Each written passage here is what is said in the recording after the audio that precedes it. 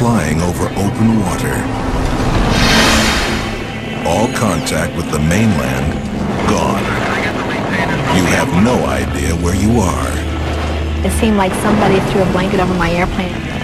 I was actually seeing the fabric of time itself. The Bermuda Triangle. For hundreds of years, boats, airplanes, and ships have vanished in its diabolical geometry. Today, the mystery of the Bermuda Triangle continues to confound. It was right there on radar coming in for landing, and the whole plane's gone, everything. But is the Bermuda Triangle really a sea of despair? Home of rogue waves, a weather vortex, a mysterious electromagnetic force, or imagination run wild? Uh-oh, red alert. Basically, the Bermuda Triangle, the premise of the whole thing is false. You decide, as we bring the Bermuda Triangle out from the murky depths and into the clear blue skies.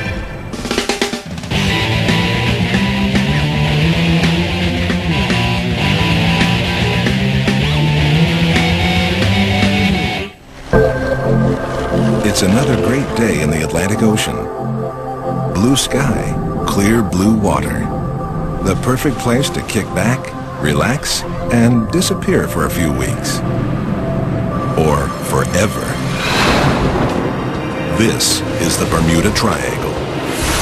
Within paradise lies a deadly force from which you may never escape. Or so they say. For centuries, that's apparently what's happened to hundreds who ventured here. Ships vanish without a trace. Planes are snatched from clear skies. No debris. No SOS. Vanished. That's the devilish geometry of the Bermuda Triangle. Its borders stretch some 500,000 square miles, from Florida to Puerto Rico to Bermuda. The rumors and theories behind the Triangle's strange disappearances are enough to float a battleship. But it was the disappearance of 5 planes that put the Bermuda Triangle on the map. December 5th, 1945, Fort Lauderdale Naval Air Station. A squadron of 5 TBM Avenger torpedo bombers prepared for a routine training mission known as Flight 19. Once you're a Navy pilot, you're supposed to be able to fly any place with a plotting board and a compass and a watch. Retired aviator David White was a flight instructor with Flight 19 team leader Charles Taylor that day. He was one of our senior instructors when he was transferred up to Fort Lauderdale. It was a clear day with calm seas. But halfway through the mission, Taylor reported they were in trouble. And he said, my compasses are out. Well, for a compass to go out, it does happen sometimes, but not very often. As flight controllers tried to talk the men home, their radio signals kept growing weaker. Soon, no one knew where the men of Flight 19 were headed. NSO, NSO, NSO. How do you read me? Over. I receive you very weak. My transmission is getting weaker. Within hours, all 5 planes, carrying 14 men in all, vanished. Duty officer came around, knocked on the door. He said, 5 of our planes are missing. And both of us said, how could this be? Rescue planes scoured the sea and sky. David White was in one of them. We searched diligently for several days, found nothing. How could 5 airplanes disappear into thin air? One theory was that a strange electromagnetic force seized control of their navigation instruments. Others argued that the planes were engulfed in a strange and deadly electronic fog, or abducted by aliens. And people started paying attention to all the other weird happenings here. John Quasar is one of those people. I'm not interested in tragedies and accidents. I'm investigating the mysteries, those that went out and should not have vanished. Quasar has devoted 15 years to studying the mysteries of the Bermuda Triangle and Flight 19. His book covers just about every triangle theory, including UFOs, or USOs, the submerged kind. Seems there's a theory that some aliens prefer to travel by sea, cruising in weird underwater vessels. They look like the aerial version, no fins, no anything, just a disc or an oval shape going underwater. Okay, that's kind of out there. But there is one story that calls to mind these USOs, and it happened 40 years ago. It's one of the cornerstone cases of the Triangle. One December night in Miami, Dan Barak and Father Patrick Horgan headed out for a short pleasure cruise. Not long after, they struck something in the water. The boat lost power, so at 9 o'clock, Barak called the Coast Guard. Coast Guard, this is me on the yacht. As the story goes, Barak described exactly where the boat was disabled, down to a specific buoy marker. There should have been no immediate danger. The Witchcraft was overstocked for safety. With plenty of life jackets and extra flotation devices built into the boat, the Witchcraft was supposed to be unsinkable. All they had to do was wait. But when help arrived minutes later, the Witchcraft was gone. No debris, no bodies, in just minutes. There is no explanation, that's why it's a mystery. They were just sitting there waiting in a boat that could not sink. It's one of the most baffling triangle disappearances Quasar has seen. But the grandest is the USS Cyclops. In 1918, this 19,000-ton Navy collier began its journey. She was an unusual ship, with tall, slim derricks to transport coal. The trip should have taken just days. But the Cyclops is about 90 years overdue. No SOS, no trace. The ship's disappearance was called the U.S. Navy's greatest mystery ever. The fate of the Cyclops, the Witchcraft, and Flight 19 is indeed a mystery. But is there a common thread?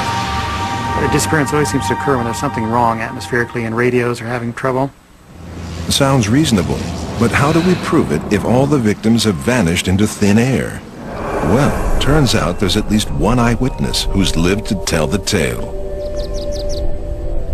Carrie Trantham of Key West, Florida, had a terrifying run-in with the Triangle in 1995.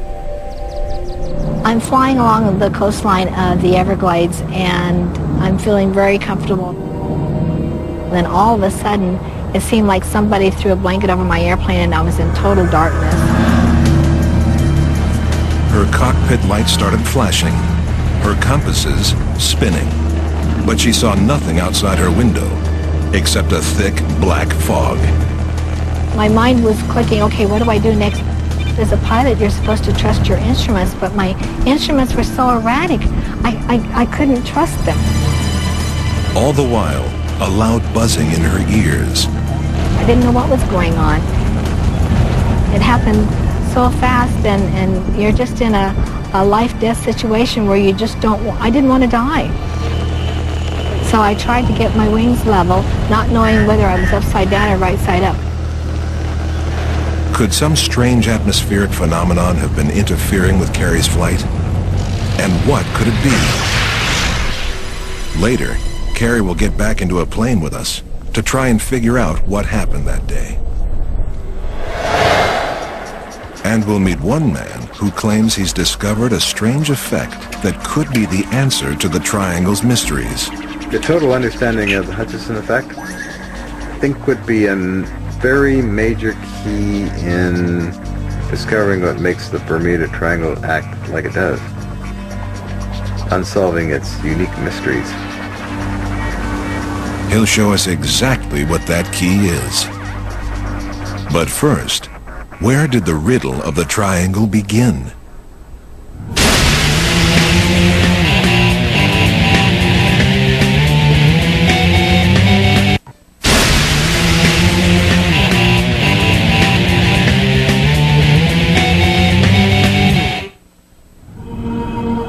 The Bermuda Triangle has puzzled observers for years. But if we really want to learn its secrets, the first place to look is in the stars. If you look at a compass in Europe, it'll point to the trusty North Star. Centuries of sailors depended on it. But if you sail across the Atlantic to North America, you're in for a big surprise. Christopher Columbus sure was. He had a hard enough time convincing his crew they weren't going to sail off the edge of the Earth. And when he reached the Bermuda Triangle and his compass pointed 6 degrees away from the North Star, well, it was pretty spooky. But it wasn't just the compass. Weird lights appeared in the nighttime sky, more than once. Ships and planes have been vanishing ever since. But it took us until the 70s to really take notice. That's when Charles Berlitz wrote a book that took the world by storm. Tales of mysterious disappearances made the book a runaway bestseller, and that was just the beginning. Soon, a wave of publicity and theories raged across the world. It turns out scientists were looking into the powers of the triangle too, and thinking maybe the Bermuda Triangle isn't the only one out there. Naturalist Ivan Sanderson came up with the idea of what he called vile vortices. He said they were specific areas of ocean characterized by violent sea currents, radical temperature changes, and electromagnetic anomalies. Two of the most vile vortices were the Bermuda Triangle, and exactly on the opposite side of the globe, a place called the Devil's Sea. Sanderson suggested the vortices, in particular the Devil's Sea and the Bermuda Triangle, are marked by strange electromagnetic disruptions. Maybe vessels in the triangle trigger these anomalies, he said, if they locked into some frequency in the area. Or could there be something going on inside the Earth we can't yet explain, causing these oddities? If the Earth's own electromagnetic field is being tweaked, in certain locations you see the potential on any form of matter, and either one theoretically can say cause it to disappear, disintegrate it, or we don't know what else. But we may find a clue to what's happening in the Triangle's atmosphere from the story of amateur pilot Bruce Gernon. December 4, 1970. Gernon was flying near Bimini when he saw a very strange cloud outside his window. It had silky edges to it. I went ahead and started climbing up, and it happened to be directly in my flight path. He entered the cloud, and within minutes, his instruments went haywire. Miami radio. I'm not sure of my position. I'm in some sort of a fog. Can you help me? The flight controllers couldn't see him on radar. He had to get out himself.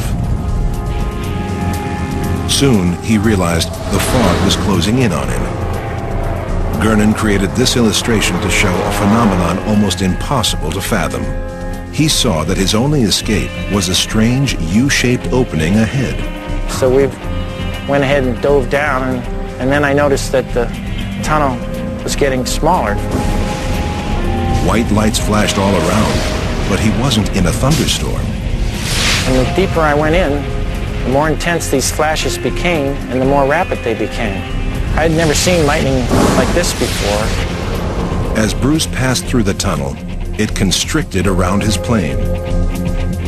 And then all of a sudden, these strange lines formed all around the airplane, and they were like cracks, and I could see clear blue sky on the other side. And I call these lines timelines, because I believe I was actually seeing the fabric of time itself when these lines formed. Finally, he escaped the tunnel. Then he looked back. And then I watched the tunnel collapse and form like a slit and rotate now in a clockwise direction. But Gernon wasn't out of the clouds yet. Soon he realized he was still trapped. What he didn't know was that the most terrifying leg of his trip was yet to come.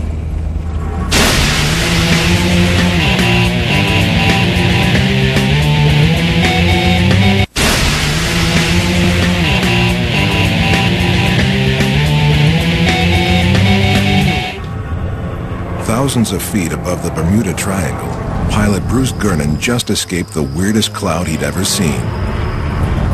But he was in danger of being enveloped by what he now calls a strange electronic fog.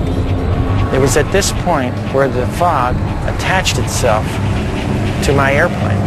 His navigational instruments were still going crazy. Miami radar, requesting radar identification. The flight controllers spotted him. They said he was near Miami. Negative, Miami radar. I've got to be at least 80 miles east of Miami. Then he saw land. Miami radar was right. He was back in Florida. Bruce believes the flight only took him 50 minutes, when it should have taken 80. That's 30 minutes he lost somewhere in the triangle. He believes if he'd been flying in the opposite direction, the time tunnel he escaped would have disintegrated his airplane and him. When I think back at it, it was very close to ending my life. Bruce's story of the Bermuda Triangle's strange fog and flying through a time warp has rallied Triangle believers around the globe. The fog is the result of an electromagnetic field or charge gripping the aircraft created by some phenomena that is unique out there, whether the atmospherics, the humidity, the very presence of the ship or aircraft. Quasar tells us the enigma of the electronic fog may not be solved in the triangle itself, but thousands of miles north in Vancouver, British Columbia. In the makeshift lab of amateur physicist John Hutchison. He's gained plenty of notoriety for a radical discovery he claims he's made. Hutchison began experimenting with radio waves and high voltages in his apartment decades ago. In 1979, he claims he stumbled onto something remarkable, a series of strange phenomena that believers have dubbed the Hutchison effect. It's all a matter of RF frequencies and electrostatic frequencies. When I start generating all these different wild mix of frequencies, things start to happen.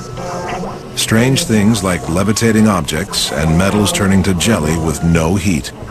And he does it all on ordinary household current. How could that be?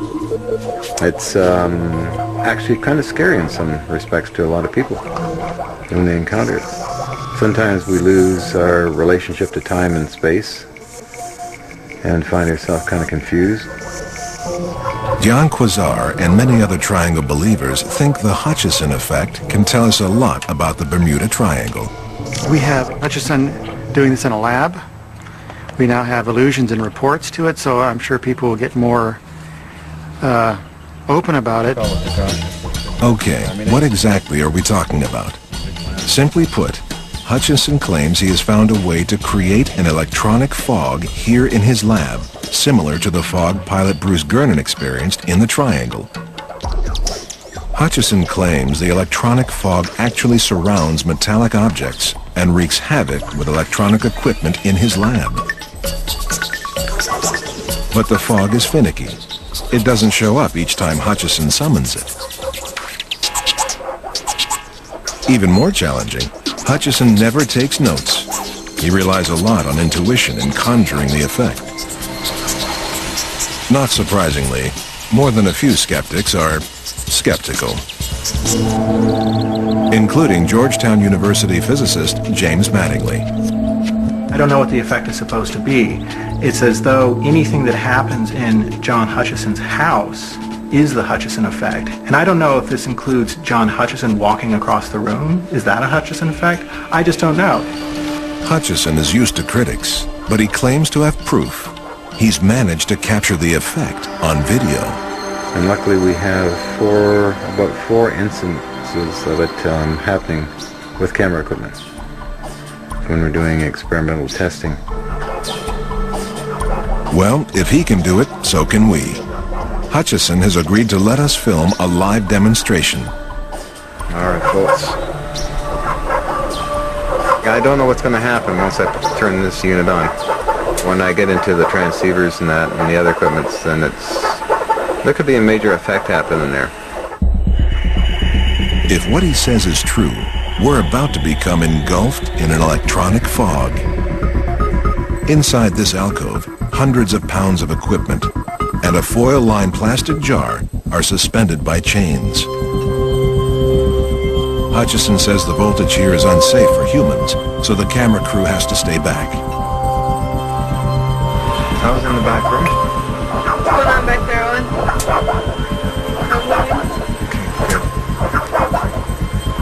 Nothing yet.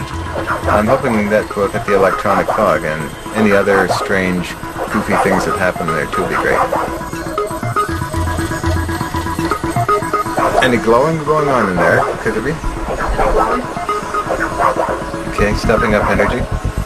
Although the chains slightly vibrate, the camera can't pick up any strange effects. So Hutchison turns things up a notch. About the way I might add a few extra volts. That sounds healthier, yeah. Oh, how are you doing? Oops, you're doing fine, okay. Then, the experiment goes up in flames. Sounds something wrong there. Uh-oh, red alert. A fire in the plastic jar. Fire means show's over. But that doesn't mean the effect doesn't exist. It could just be hard to witness. I got it. That's not an argument that convinces Dr. Mattingly. The one thing that's entirely missing from all of this is any kind of sense of context. There's just no way to know what's supposed to be going on, much less evaluate whether it is going on, and then to try to evaluate what the exact thing is that is underlying this effect. But how about Hutchison's own videos? 2 full hours of the Hutchison effect. Jellified metal, levitating objects, electronic fog. If the only real evidence is the video, maybe the best thing to do is to analyze that. You need to duplicate again by... Tom Flynn and Joe Nickel are skeptical investigators at the Committee for the Scientific Investigation of Claims of the Paranormal. You could make something like this out of rubber tubing. They're not so sure about Hutchison's video. We don't know who made it. We don't know under what conditions. The video itself may be totally ungimmicked, but be a photograph of something fake. Later, Joe and Tom will try their best to duplicate the effects seen on Hutchison's video in their own makeshift lab.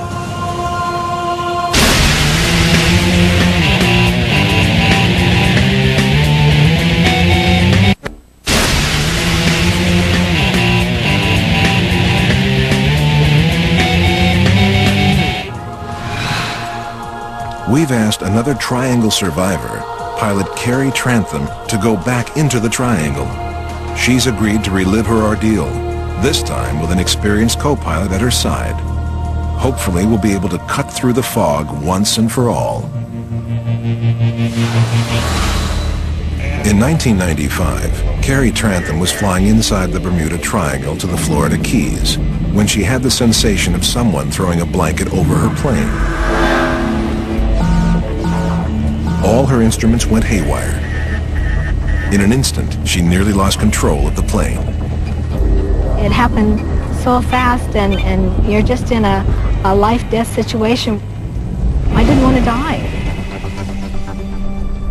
More than 10 years later, Carrie has no idea what hit her that day. But she's finally ready to find out. We've asked flight instructor Carol Collins to fly with Carrie and simulate her flight to try and get to the bottom of what happened to Carrie that day. All right, 700 feet. I'm going to start my turnout. They'll do it at night, the same time Carrie took her traumatic flight. What was your ammeter showing? Do you recall? You know what? I didn't even look at my ammeter. I don't even think I was just so panicked. Right. I was very panicked, very scared. Panic scrambles your thinking. But what about the sensation that made Carrie panic? She said it was like someone threw a blanket over her plane. Well, Carol has an answer to that. When you are looking at a line of lights on the horizon and you fly near or underneath a cloud, those lights can suddenly disappear, and the horizon is now gone. And the sensation of having a blanket thrown over you is an interesting and probably very accurate description of how that feels. You cannot see the outline of the clouds at night. They just don't show up. That could be a possibility, that I flew into a cloud. Once inside the dark cloud, total confusion. Loss of control is most often attributed to spatial disorientation. It boils down to a pilot's confusion over whether or not they're upright, turning, or even upside down because of conflicting information to the senses. Finally, a storm was following close on Carrie's heels. We kind of thought that maybe I was hit by lightning to cause some of the instruments to be so erratic. Kara believes Carrie was trapped in bad weather, in an anxious state, over ominous waters. One of the big things about flying in the Bermuda Triangle is the fact that you are over open water without any other references, and it is a confusing place to be. How she responded in that state of mind and in that environment had everything to do with her experience. But if a psychological fog can be misinterpreted as an electronic fog, what can be made of the work of John Hutchison? He claims he can make the Triangle's electronic fog at home. But since Hutchison almost never reproduces his Hutchison effect on command, he's got video as proof. Triangle believers say Hutchison's strange effects are pure Triangle evidence. But is the evidence real? Skeptics Tom Flynn and Joe Nickel think not. So here's the 7-Up bottle clip. And they think they know just how it's done. Okay, off it goes. It's so peculiar, so unlike what a human cameraman would normally do, that this bottle goes flying away, and the camera doesn't want to follow it. So the assumption is that it couldn't follow it. There might have been something up there that you wouldn't want to see. Their guess? Someone pulling strings. But Hutchison claims his experiments come with no strings attached. We bust our guts laughing because how are you going to use strings in a full-scale levitation experiment when you have television people around and scientists who do controlled experiments? But Nickel and Flynn think they can prove it. The Hutchison video was shot in what appears to be a garage or a basement workroom. It's got a beige concrete floor, and there's stains and cracks, and it's kind of variegated. And the nice thing about that, if you're doing something with filament line, is that that kind of background is very easy to lose the line against. I've rigged this bottle so that I have a control.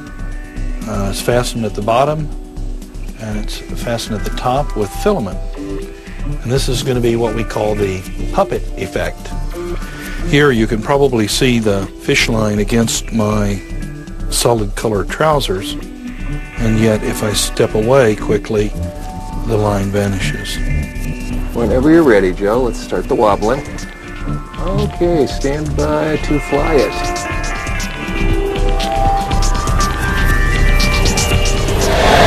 Nickel and Flynn have imitated Hutchison's jumping soda bottle with a simple magic trick. But can they imitate an electronic fog? So now we're going to show how to create an electronic fog effect as we think it might be done. What we've done first is to replicate the background light effect, which, as we can see from the original footage, looks round and colorful and with a little highlight in the middle, much like a regular light bulb. So we put a regular colored light bulb on a little holder rig, and we're going to create the semi-metallic fog with some expanded metal. It's actually a scrubber like you'd use in your kitchen. And we're moving it rapidly very close to the lens, which keeps it out of focus. And we're blowing a lot of light into it so we get some nice highlights onto it. And so we get this effect of a partly lighted, partly opaque, unknown substance in front of the lens, and it acts very, very much like the electronic fog. We've now seen one way to create the Hutchison effect. And for Nickel and Flynn, the simplest answer is usually the most likely. Nothing Mr. Hutchison has done is proof of anything. He's offered no proof. And he needs to demonstrate his effect in front of really credible scientists and under controlled conditions that rule out trickery.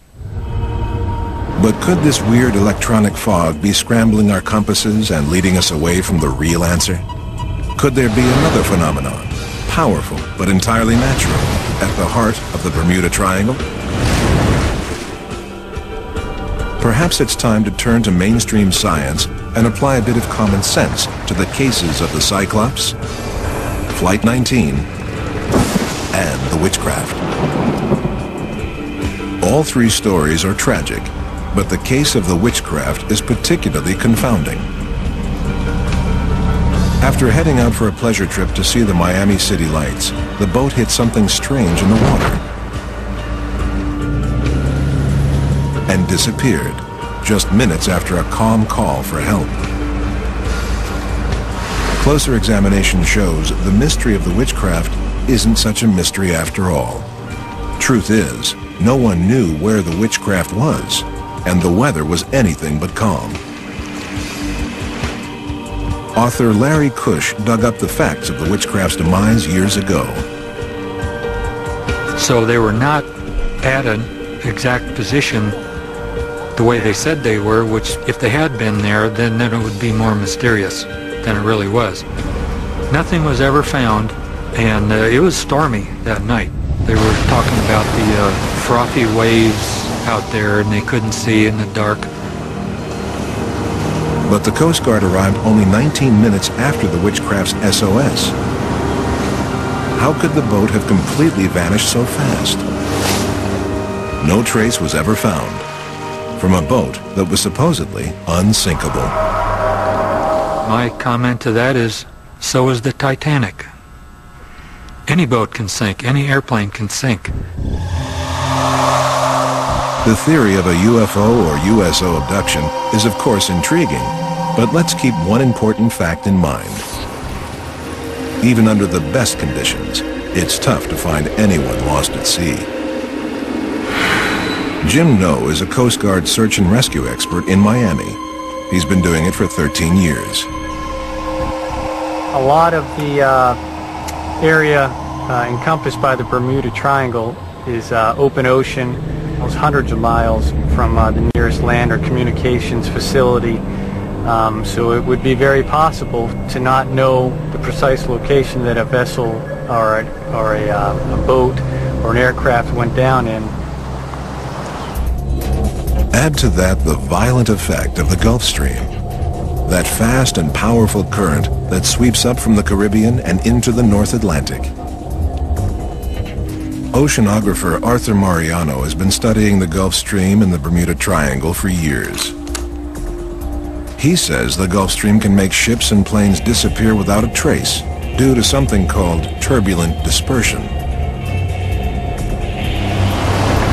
When a ship or plane goes down, strong winds and currents pummel the vessel and scatter it for miles, sometimes within just minutes.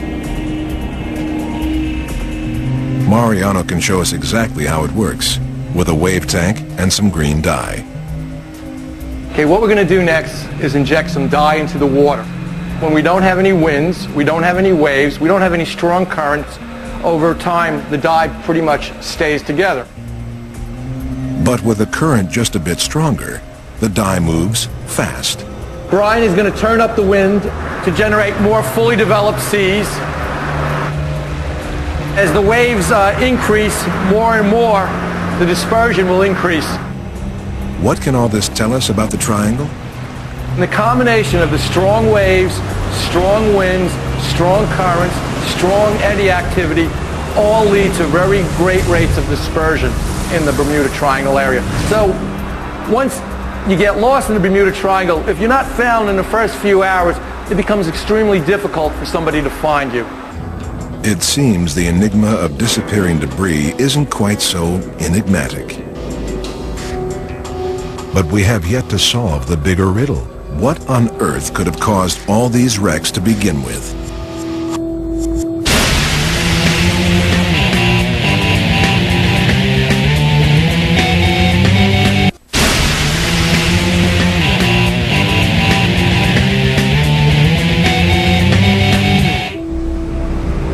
It's tempting to blame disappearances in the Bermuda Triangle on the usual paranormal suspects, like electronic fog or aliens. The truth is, weather is a far more likely culprit. Bermuda Triangle has a collision or convergence of several different types of weather and oceanographic type situations. We have the jet stream coming in from the north, we have the trade winds coming in from the south, and then on the western border we have the Gulf Stream, which is in the water itself. The weather here, even leaving out the challenges of the currents and the winds, is more than a little erratic. The Gulf Stream itself can actually create its own weather. It has that particular type of potential. There's a lot happening in the Bermuda Triangle that no one ever hears about. But stuff like waterspouts, white squalls, other types of small-scale phenomena that may only occur over a short distance, maybe a couple hundred yards, are never going to be actually seen by anybody or forecasted by anybody. They just kind of pop up all of a sudden and then disappear. And so if you're not right there in the vicinity, you may never know that they occurred. A waterspout can smash a ship or even a plane to smithereens. Hundreds are reported around here each year. Who knows how many are never reported? And then there's the rogue wave. These fast-moving, 10-story-high walls of water seem to come out of nowhere, terrorizing even the biggest ships. They're so huge, few believe the stories could be real. But they are. Up until recently, observations of rogue waves were from people at sea. In some cases, these rogue waves were observed by very seasoned captains on U.S. naval ships, and they have reported rogue waves over 100 feet in high. Undersea quakes often get the blame for tidal waves, but on high seas, rogue waves pack more punch with less drama.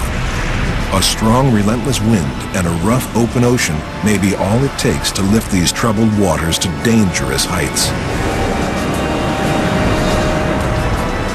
The Bermuda Triangle has all those ingredients, and one more. Well, in the Bermuda Triangle, with the amount of shipping traffic they have there, there's a much greater probability that a rogue wave sooner or later may influence a ship, and in some cases turn the ship over. But a rogue wave surely had nothing to do with the fate of Flight 19, when 14 men flew into oblivion. The men of Flight 19 were experienced pilots. You'd think they'd be able to accomplish a simple training exercise. But the truth is, the team's leader was a novice on this particular flight route. This was Taylor's second flight out of Fort Lauderdale, probably his first flight out toward the Bahamas. When they started the flight, the weather off Florida was declared favorable. The sea, moderate to rough.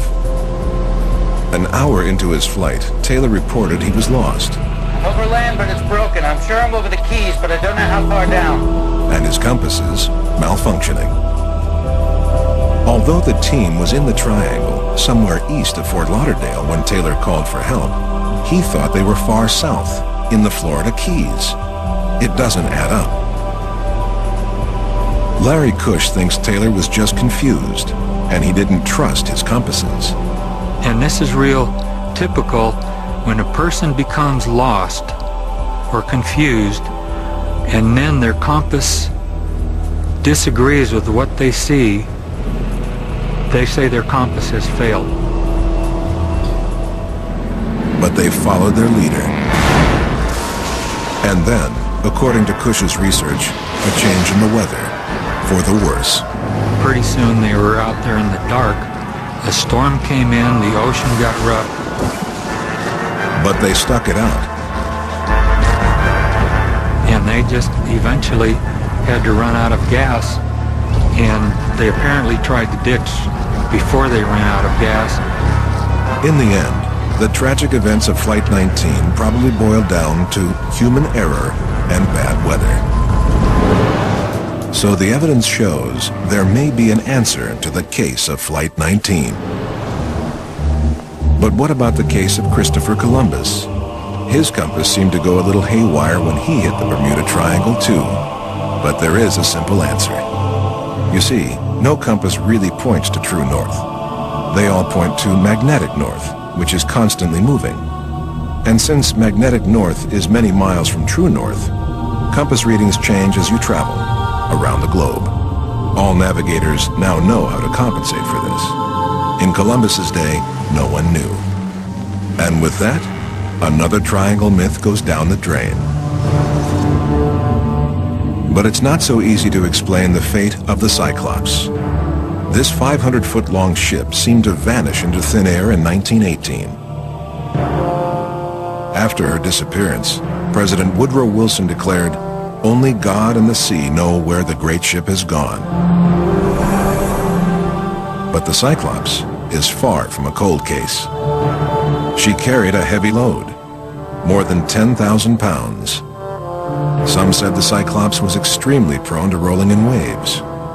A heavy storm could easily shift her cargo to one side, tipping her over. Problem is, there weren't any storms. At least not where everyone thought she was, deep within the Bermuda Triangle. But could she have been somewhere else? In 1968, a Navy diver named Dean Hawes discovered a large, peculiar vessel 70 miles east of Norfolk, Virginia. And he came upon this strange-looking ship with these huge derricks above them. It was strange enough to entice Hawes into exploring further. But he ran out of air and was forced to surface before he could fully investigate. He never forgot that ship. Years later, he saw a photo of the Cyclops, and he knew it was the same ship. Funny thing is, the ship Hawes saw wasn't far from the Cyclops' final destination. When he heard about the possible discovery, Cush started calculating. He figured it would take about 6 days for the Cyclops to get there. She left Barbados March 4 and could have reached the wreck site on March 10. Well, I did some searching of the weather records.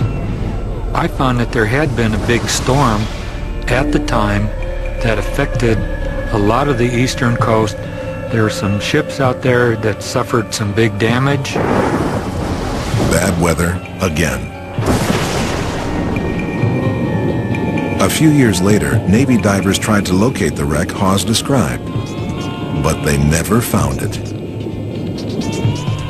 So it seems the answer to the disappearance of the Cyclops leads us only deeper into mystery.